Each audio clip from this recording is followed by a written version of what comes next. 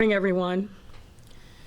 This is a very special day in the history of our city, and a very important and consequential day in the lives of our immigrant and refugee communities.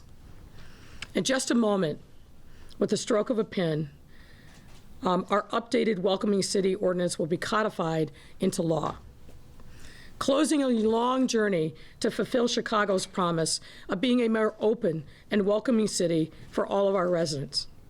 A journey that started when Harold Washington was mayor. And in doing so, placing us squarely as a national leader in protecting the civil rights and human rights of our immigrant and refugee communities. Last month, when the City Council passed our updated Welcoming City Ordinance, I said, it's time. And now that time has arrived. And that's thanks to the tireless work and dedication of so many individuals. And I'm here to identify and thank as many as I can. Like Fasika Alim, Programs Director at the United African Organization, one of many advocacy groups who champion this effort. And Karina Ayaya Barejo, Chair of the New American Advisory Council, and a longtime advocate for immigrant and refugee rights. The original sponsors of this ordinance, and most recently, individuals like Alderman Carlos Ramirez Rosa, my home alderman, the measure's current chief sponsor, who's been a tireless advocate for this moment to happen and for these carve-outs to be gone. I also want to thank Chairman Ariel Raboyos for shepherding the elimination of the carve-outs through the committee and onto the City Council, and other champions like Alderman Mike Rodriguez and Alderwoman Rosanna Rodriguez Sanchez. A debt of gratitude is also owed to the original sponsors of this updated Welcoming City Ordinance, who formally started the process that we are culminating today.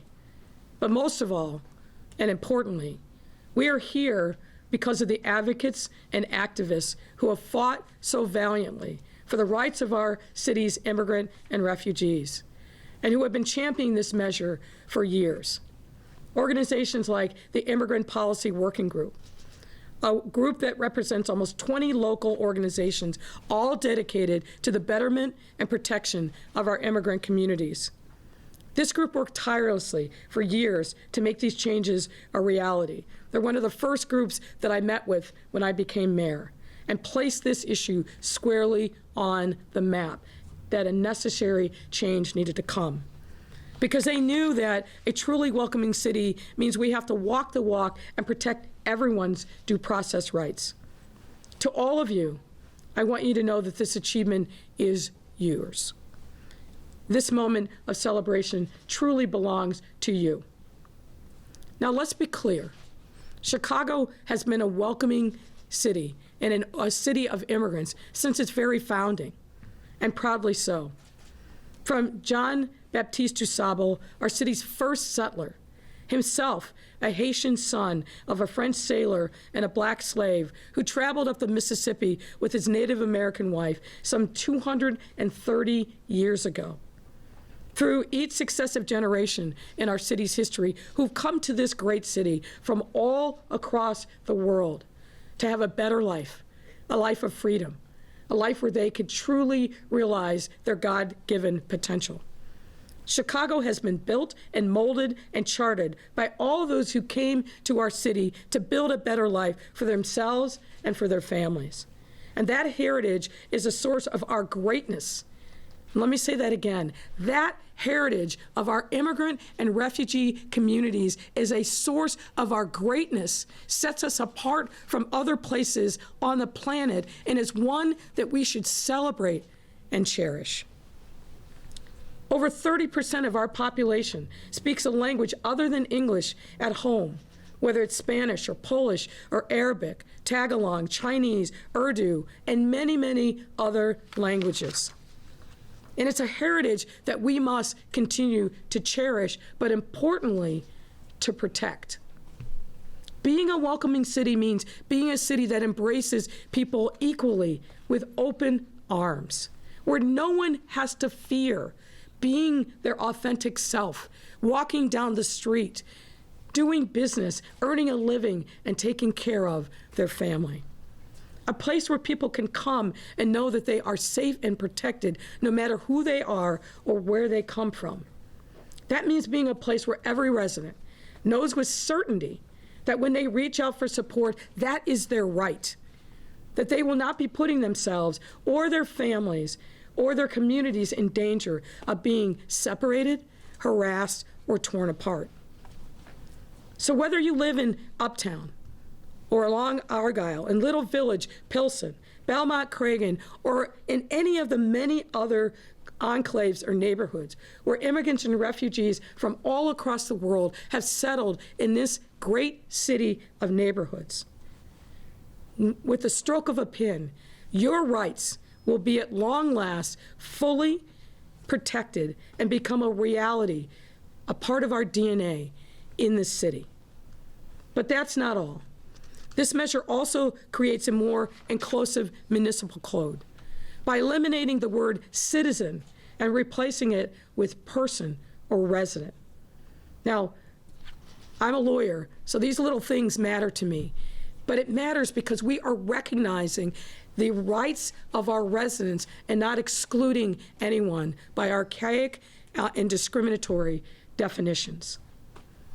When we eliminate the word citizen and replace it with others that most fully reflect the realities of our life in this city, as this ordinance does, we are eliminating the unintentional barriers that prevent us from fully integrating all of Chicago's residents into the life of the city.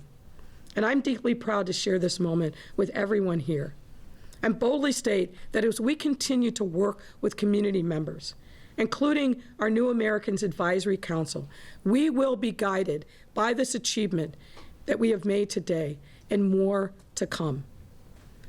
I am proud to be here in this moment. I am proud of the hard work that has been done by so many for years that is now coming to fruition on this important and wonderful day for our city. And with that, I'd like to welcome to the podium Alderman Carlos Ramirez Rosa. Alderman. Good morning. Thank you, Mayor Lightfoot, for so eloquently putting that, and thank you so much for convening us here today as the exceptions are finally removed from our city sanctuary city ordinance. You know, today is such a beautiful day because we're finally going to make sure that in the city of Chicago, our local officials, our local police cannot work with ICE. In any case, no exceptions. 5 years ago, undocumented Chicagoans and their allies initiated this fight to remove the carve-outs from our sanctuary city ordinance because they violated Chicagoans' due process rights. They created a situation where undocumented Chicagoans could be deported before receiving their day of court, before being able to prove their innocence. And they created a situation where people could be criminalized and deported as a result of being listed on the city's gang database without any option to remove themselves or to appeal their inclusion on that list. And so that is why undocumented Chicagoans and their allies fought this fight, to ensure that in no case, with no exceptions, could CPD work with ICE to deport undocumented Chicagoans, to ensure that in the city of Chicago, we were taking off one thing off the list that would make people afraid to call 911, to ensure that in this city, your protections, your ability to be included would not hinge on whether or not you were criminalized. And as we know too often, Black and brown people and working poor people in this city and across this nation are easily criminalized. And so it's a beautiful day because moving forward, we will be able to tell the people in our community, do not be afraid to call 911 if you are undocumented or if a family member is undocumented, because there's no way that that phone call will result in you or your family member being turned over by CPD to ICE. And that will make all of us so much safer. So I want to thank the undocumented Chicagoans that initiated this fight. I was so proud to join them in 2017 in first introducing these amendments to the Welcoming City Ordinance. I want to thank Mayor Lightfoot for working so diligently and so hard with our community to get us to this point, to Chairman Ariel Raboiras, to my colleagues and my main aldermanic co-sponsors, Mike Rodriguez and Alderwoman Rosana Rodriguez Sanchez. Today is a beautiful day. Today we're just a little bit safer. There's so much work to be done, but we're going to be happy this day, and we're going to focus on this accomplishment and we're going to continue to work towards everything that we can do to protect everyone, whether they're immigrant, whether they're black, whether they're white, regardless of what neighborhood they come from. Very quickly en español voy a decir que hoy día es un día muy bonito porque finalmente se va a realizar ese cambio para asegurar que la policía de la ciudad de Chicago no puede trabajar con inmigración en ningún caso, con ninguna excepción.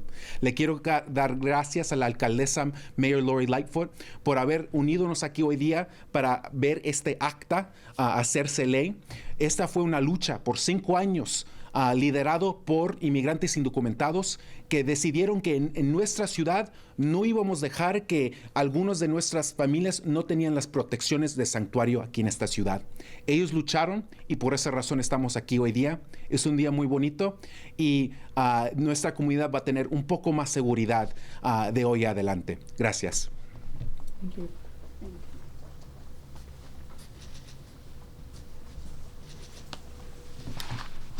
Well said, Alderman. Good morning, everyone. I'm Alderman Verboris.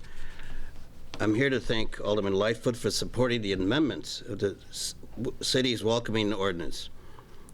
As you know, as Alderman Rosa just reflected, we are a sanctuary city, and now we have a robust protection of undocumented immigrants.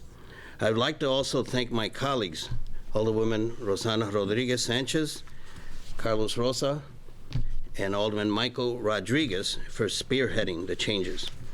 Under the previous version, as the Alderman stated, there were 4 criminal carve-outs. We no longer have to worry about that. It is law today, thanks to Mayor Lightfoot.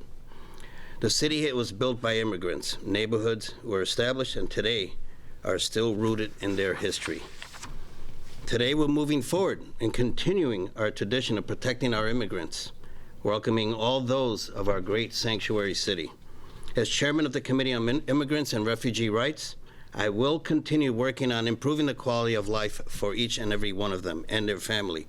I will work with my colleagues from the city, the county, the state, and the federal agencies to move forward in protecting rights for all.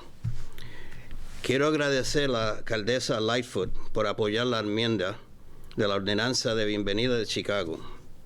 La ciudad de Chicago ha sido durante mucho tiempo una ciudad santuario y ahora tenemos una protección fija más sólida para los inmigrantes indocumentados para que muchas otras jurisdicciones en todos los países. También me gustaría agradecer a mis colegas que se encuentran conmigo hoy, la concejal Rosana Rodríguez Sánchez, Carlos Ramírez Rosa y Michael Rodríguez, que son los que encabezaron los cambios.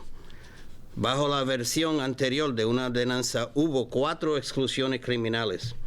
Esto incluye a personas con orden judicial pendiente sin haber sido condenado de un delito mayor, un acusado en caso penal y no habían sido identificados como pandilleros. Estas inclusiones ya no están en su lugar, gracias a la alcaldesa.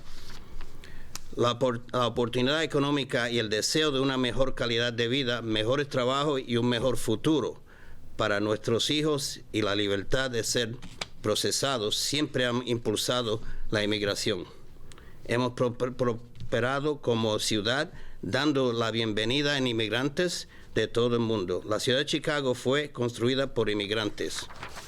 Como presidente del Comité de Derechos y los Inmigrantes y Refugiados, continuaré trabajando para mejorar la calidad de vida, trabajar por mis colegas de la ciudad, el condado del estado de Illinois, el distrito y el Congreso para avanzar en la protección de los derechos de todos.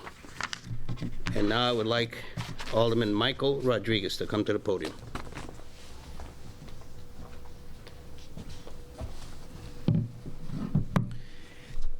Today is a wonderful day. Today, our mayor signs amendments to our Welcoming City Ordinance. Those amendments will do 3 things. First, they end the carve-outs in our Welcoming City Ordinance that in certain instances allow Chicago police to collaborate with federal immigration agents. Secondly, this policy, the amendment to the Welcoming City Ordinance, creates a more inclusive city code where the word citizen has been replaced by individual or person. This matters to communities. And lastly, These amendments will help support the victims of violence and immigrant communities in their efforts to obtain U visas in the immigration process. You know, I represent the 22nd Ward, the Little Village community, the community with the highest percentage of undocumented and immigrant populations in the city of Chicago. Our community generates significant wealth for the city of Chicago, the second magnificent mile. It's about time we honor these individuals in my community, both the entrepreneurs and the residents, and make sure that they feel safe to call the police without fear of deportation. Brevemente en español, las enmiendas de la ordenanza de bienvenida hoy se va a realizar con la firma de nuestra alcaldesa. Y hacen tres cosas. Finaliza las excepciones en la ordenanza que permiten a la ciudad colaborar con inmigración. Segundo, garantiza el apoyo de la ciudad a las víctimas inmigrantes. Y tercero, reemplaza la palabra ciudadano por persona o individuo en todo el código de la ciudad de Chicago. Yo represento el distrito con más inmigrantes en la ciudad de Chicago y estoy orgulloso de hacer que nuestra ciudad sea más segura y que estamos apoyando más a los inmigrantes para que nuestra comunidad sea un verdadero santuario. It's my pleasure now to introduce a fierce advocate in our city, Alderwoman Rosana Rodriguez Sanchez. Good morning, everybody. Today, all of us in Chicago feel a little bit more human because that's the direction in which we have moved with the passing of the Welcoming City Ordinance and the removal of the carve-outs that kept some of our undocumented siblings from having due process, the ability to have due process, something as simple as that. I want to say that this incredible achievement for this city that helps us join really progressive cities in the country is possible because of a huge fight of our undocumented community. And I'm not going to repeat what my colleagues have already said, but I do want to say that we want to dedicate this day, or I want to dedicate this day, to the people who actually had to suffer before this became law, to the neighbors that were deported, to the people, the families that got separated. And we are really going to try and push hard so that that doesn't happen again. I want to also thank the communities that have taken care of one another in the times when there was not enough protections. To my neighbors that went to immigration court to accompany our neighbors going through immigration hearings. To the women who lost husbands and had to take care of their children on their own. To the neighbors that showed up to help with legal aid, to help with fundraising so that people could pay their rent when a breadwinner was removed. To all of those people, today, we dedicate this moment. And we are so happy that we all live now in a safer Chicago for our undocumented siblings. Rápido en español, hoy es un día bien bonito, estamos bien contentos de que por fin podemos pasar la ordenanza que convierte a Chicago en una ciudad santuario con más protecciones. Queremos dedicarle este momento a las familias que sí fueron separadas, a las mujeres que perdieron esposos y tuvieron que hacerse cargo de sus hijos solas, y a toda nuestra comunidad que se protegió mutuamente, que fueron a la corte a acompañar a hermanos y hermanas indocumentadas cuando necesitaban compañía, a las personas que ayudaron a recaudar fondos para ayuda legal, para pagar renta, para pagar comida, a toda la gente que ha estado ahí para nuestros hermanos y hermanas inmigrantes indocumentados. Este momento es posible porque Chicago ama a su comunidad inmigrante. y vamos a seguir luchando por ello. Gracias.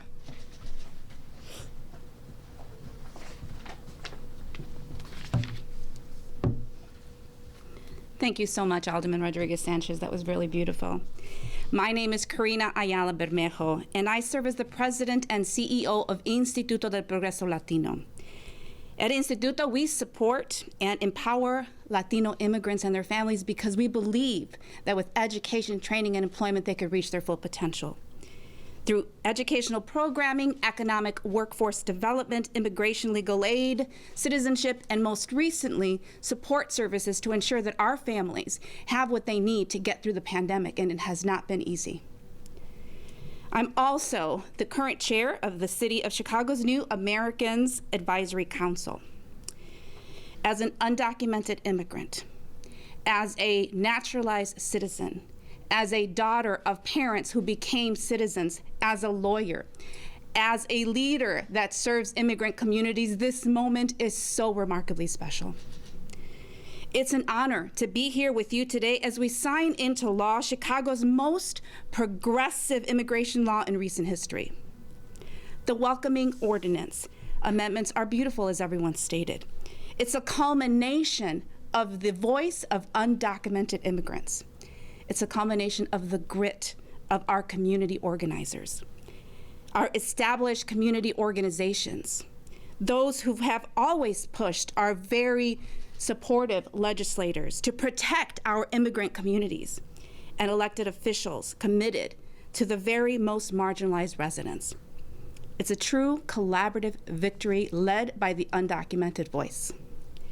Thank you to the Immigration Policy Working Group for your commitment over 5 years, especially now in the light of the ongoing struggles to keep our communities safe during these constant attacks from federal authorities. Because of your work, Chicago can feel safe, that our immigrant communities can go to sleep without fear of their doors being knocked down. They can live without fear that contact with law enforcement will affect their legal status and ability to remain in this country. I especially want to thank Mayor Lori Lightfoot for prioritizing the Welcoming City Ordinance amendments and being a super strong ally for so many years of our immigrant and refugee communities here in Chicago. As our immigrant and refugee communities heal from the chilling fear induced by Trump and that xenophobia and cruel policies, we look forward to this new chapter.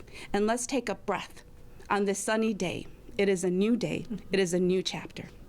Signing these amendments demonstrates to our community that we are determined to keep pushing proactive immigration policies that support and the integration and inclusion of all of our immigrant neighbors who helped build this nation, who helped build this city. You know, I think of my father as a steel worker who helped build the most magnificent skyline. And today for me is really personal. It's a beautiful culmination of their dreams and their journey. And it's a reminder that our work is not over just because Trump is out of office. Today symbolizes a shift in our work. And I'm excited, along with Mayor Lightfoot and the team through the New Americans Council, that we're going to continue to elevate Chicago and its stance as America's most welcoming city. We look forward to collaborating on efforts to improve the lives of Chicago immigrants and refugees and build a healthy and safe, and most importantly, welcoming city. Thank you for this honor. Allow me to introduce a colleague, a superhero in her community, Fiska Aline.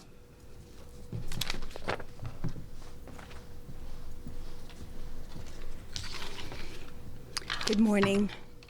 Thank you, Karina, for the introduction, and thank you, Mayor Lightfoot, for having me here today. My name is Fasika Alam, and I am with the United African Organization. UAO is a coalition of African community-based organizations that promotes social and economic justice, civic participation, and empowerment for African and other Black immigrants and refugees in Illinois. UAO believes in policies that support all immigrants regardless of race, ethnicity, national origin, sexual orientation, gender identity, disability, religion, or criminal background. in policies that promote due process, fair hearings, and access to justice, and policies that do not further criminalize, cause harm, create additional barriers, and increase enforcement or detention, even when they are combined with positive reform. I'm happy to be here today to celebrate with you all the signing of the amendments of the Welcoming City Ordinance. The Welcoming City Ordinance, and particularly this amendment, is essential for immigrant communities, for keeping immigrant communities safe and able to live their lives without the terror of being arrested and turned over to ICE or DHS. The fear of arrest is so intense in our communities, it makes it difficult for people to live dignified lives and to thrive. Particularly as representing communities at the intersection of race and immigration, these issues that this ordinance addresses are exacerbated for Black immigrants. Racial discrimination, the over-policing of our communities, and our general invisibility from the public consciousness makes Black immigrants the most marginalized of all immigrant groups, often facing worse conditions within the nation's immigration enforcement system, much in the same way that our US-born Black brothers and sisters are treated within the criminal justice system. When the vulnerabilities of race and immigration status intersect, they form a prison to deportation pipeline, a system that disproportionately funnels Black immigrants from the criminal court system into ICE custody. We know this to be true because Black immigrants are 3 times more likely to be detained, returned to their home country, and prevented from returning than immigrants from other races or ethnicities. Even for our communities, even a minor criminal charge can end in deportation. Therefore, it is vital that local governments do what they can to protect the rights of their residents. And that is exactly what the City of Chicago, the Mayor Lightfoot, and the aldermen here today have done. Our constituents have built their lives and established roots in Chicago, in Illinois, and across this country, including, like myself, raising US citizen children. And for many, also running successful businesses, being employees and otherwise working to be productive members of the society. These amendments make sure our rights are protected and we as a community feel safer and protected, particularly whenever we engage with the police. This is a relief, not just to the undocumented among us, but for the families, their friends, and the coworkers who love and support them. Thank you to every city leader who supported these changes. Thank you for the community organizations and the working group that tirelessly worked towards this. It was the right thing to do, and our communities, all of them, are better for it. Finally, Mayor Lightfoot, I want to thank you for making sure that when we talk about equity and inclusion, the immigrant experience, as diverse and wide as it is always included. And similarly, we would like to see the federal government follow in the footsteps of Chicago and follow Chicago's lead on immigration policies. And particularly, I'd like to take this opportunity to call on President Biden to keep his promise and end deportations. Particularly, we've seen them ramp up, and so I want to say that again. We ask him to stop the deportations, to create a pathway to citizenship that does not leave out those who have had encounters with the criminal justice system. Thank you.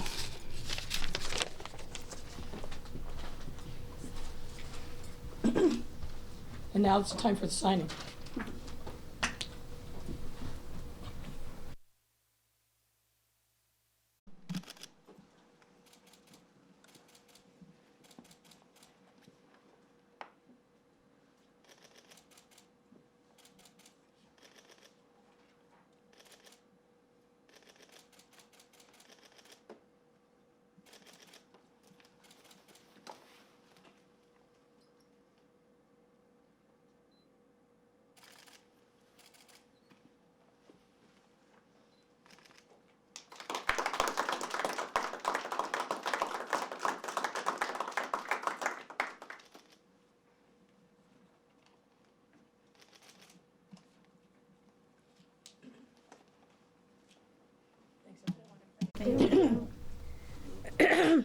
Let me just say before we take your questions, I think you heard today a tremendous amount of beautiful testimony from people who have borne witness to the challenges, but also the incredible spirit of our immigrant and refugee community all across the city. Alderwoman Rodriguez Sanchez, I think, really brought this point home. This is the right thing to do. It's the right way for us to reflect who we are and our values as a city, but it's not just a good, feel-good policy. It is something that affects the real day-to-day lives of people in our city who are just here trying to live their lives, support their families, and really realize the potential that this great city has given to all of us. So this is a wonderful day, as people have said.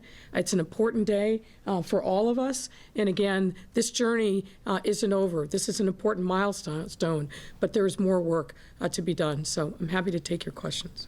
Mayor, of course, there are those who did not support the ordinance, Yep. and they have raised questions, including, and several people are asking me to ask you this, those who are worried that this move will perhaps benefit those with criminal backgrounds rather than benefit those who are law-abiding. I've heard that argument, but to me, it's a complete red herring. Let's be clear. I signed an executive order some time ago that actually memorialized the things that are now reflected in the city code, and we haven't seen that happen. You know, every time we do something to help the people in our community that are most vulnerable, there are always going to be those who are critics and raise the specter of some horrible thing happening. That's not who we are as a city. And more importantly, there's no evidence that somehow immigrants or refugees commit more crimes than people who were born here in this country. That is just a bogus argument that has no bearing in fact. And what I do know is that when I came into office, met with the working group. I can remember being in a conference room down on 2 with Alderman Rosen and a lot of other people that were gathered around. And we made a commitment that we were going to end these carve-outs as quickly as we could. As you recall, we were in litigation with the Trump administration, fighting them on a number of different fronts. But what I remember is not only that moment, but one that comes back to me over and over again when I think about this. It was the summer of 19, and I was out at the start of the summer jobs program, down in the back of the yards neighborhood, and came across some teens and preteens, mostly girls, talking about the summer jobs program and the opportunity that they were going to have. They were focused on painting a mural on a local building.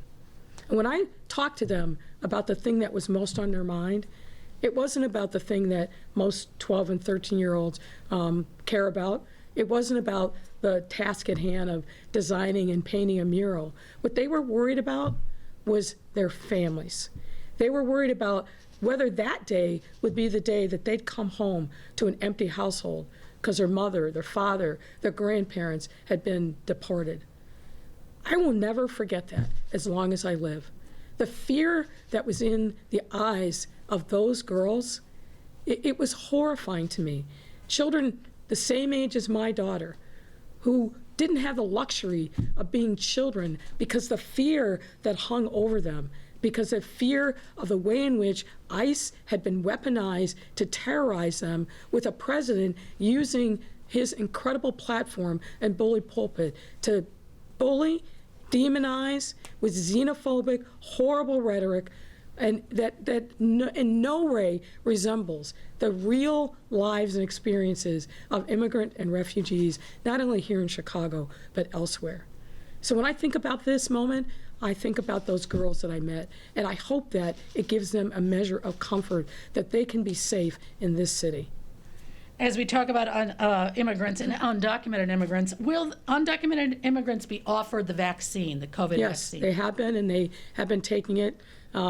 We are Protect Chicago Plus initiative that goes into the 15 neighborhoods in our city that have been most hardest hit by the pandemic and the virus. We don't ask citizenship status. We welcome everyone because we know that this disease doesn't discriminate on the basis of citizenship, and that we need to bring everybody into care and give them this life-saving vaccine. Will you be asking or requiring CPS employees to be vaccinated? So we are offering vaccines to all CPS employees, and that work has been ongoing, and many of them were getting vaccinated even before the formal programs were offered. So yes, we will be offering it to all CPS employees. A requirement for employment? There's not a requirement for employment for everyone, but we certainly want to encourage everyone to take advantage of this life-saving vaccine. So then some will be required.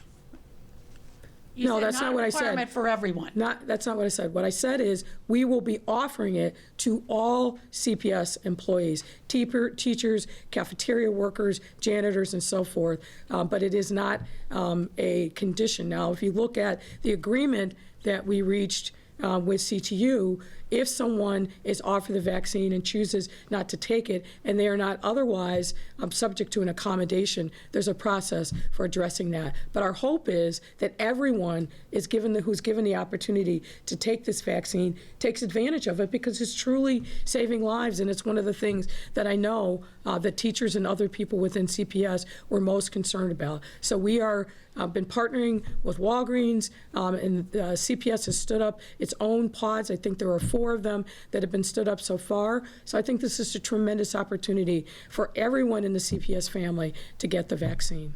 Here's a question from the Daily Line. It looks like your proposed industrial air quality ordinance is going to be deferred at least 1 more month while the negotiations continue. Would you be open to creating a separate, less onerous approved process for shipping and warehouse developments in order to see this pass? So we have been working diligently to address the concerns of the aldermen. And we had a lot of, I think, very productive conversations over the course of the weekend and yesterday. And I think you'll see this coming up for a vote relatively soon.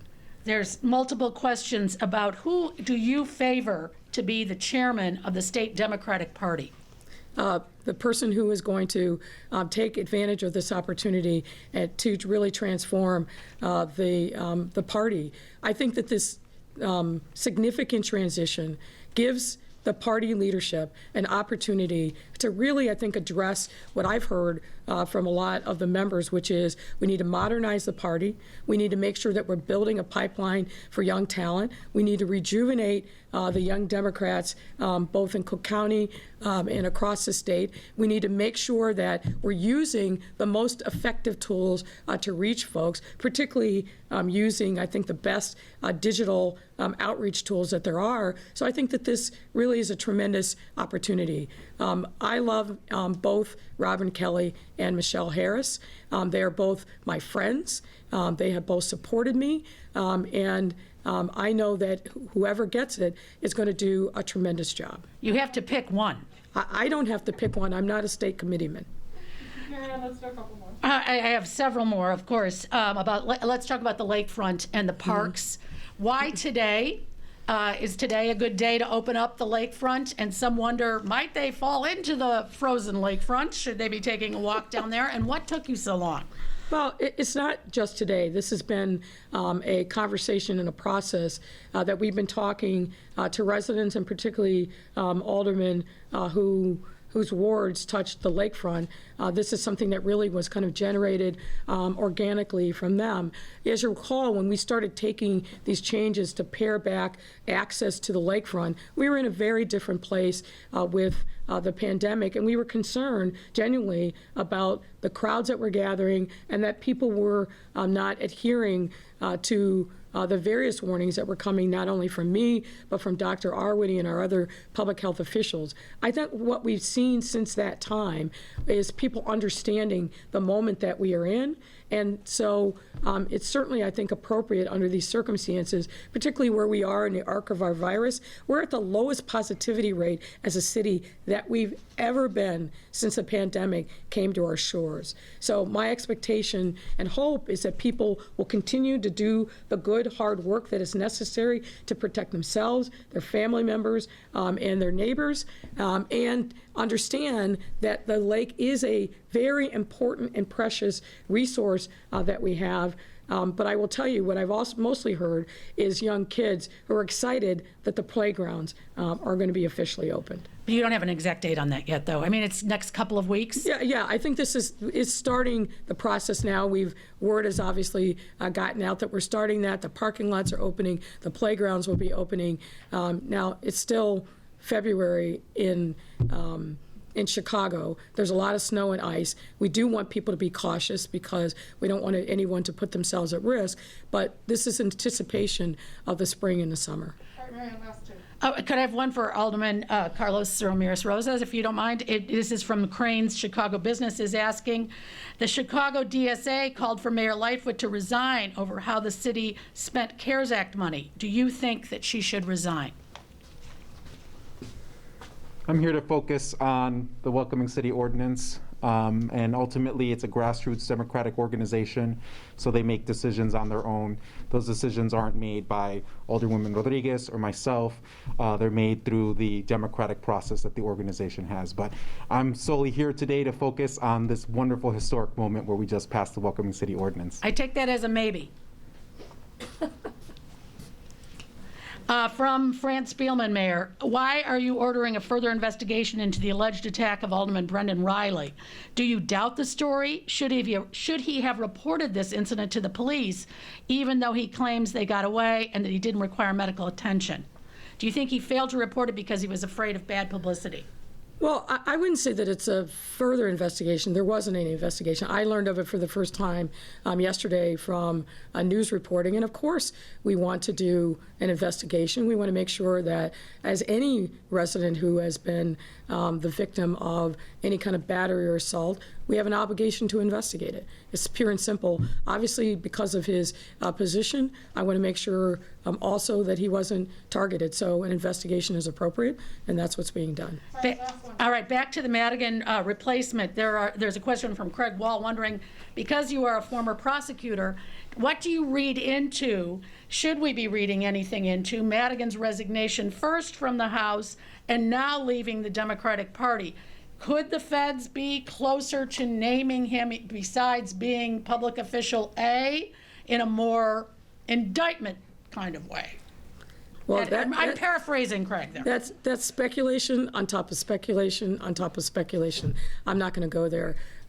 Look, former Speaker Madigan gave, I think, a very lengthy and fulsome statement upon his resignation from the House of Representatives, and similarly last evening on his resignation from the head of the Democratic Party. I think that speaks for itself. I'm not going to try to put myself in his place to speak for him. I never do that with anyone, and I'm not going to speculate about where the government may or may not be regarding their investigation. As I said before, I think with this pretty significant changing of the guard, it gives us a tremendous opportunity to make sure that the Democratic Party is relevant to the moment in supporting candidates and building the infrastructure to support candidates up and down the ticket all across the state. And I'm confident that the party will be in good hands. I know both of these women well. I like them greatly. They are personal friends.